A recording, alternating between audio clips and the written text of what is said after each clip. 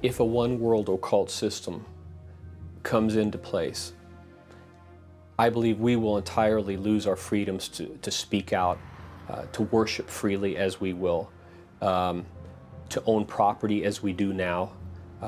I believe much of the world's property will be seized by the coming global government in the name of protecting the environment. Our healthcare system, if someone controls our healthcare, to a large extent they can control us. They can determine whether you live or die. Not only is it a tyrannical form of government, but it's built around the assumption that this is all for the greater good of the greater number.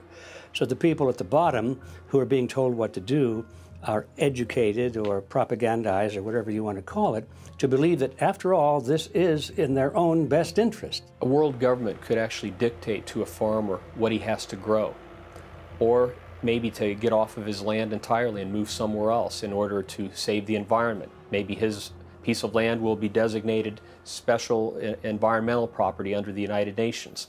That has already happened with some of our national parks, and I've seen a map that shows that ultimately as much as a third of the United States could be declared as one world property where people wouldn't have any access to it at all.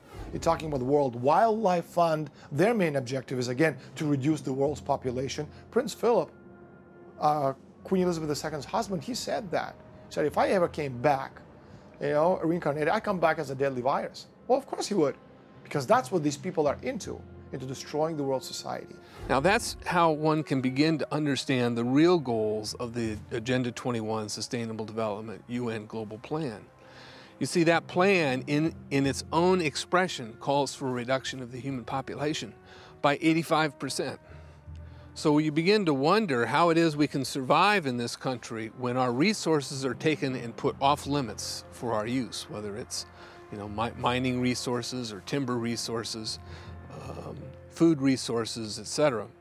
If we were to remove half of this country's land mass from productive human use, it's only a matter of time before human population begins to fall. But when we understand that that's the plan of the United Nations, we can begin to put this in a perspective that we need to be putting it in.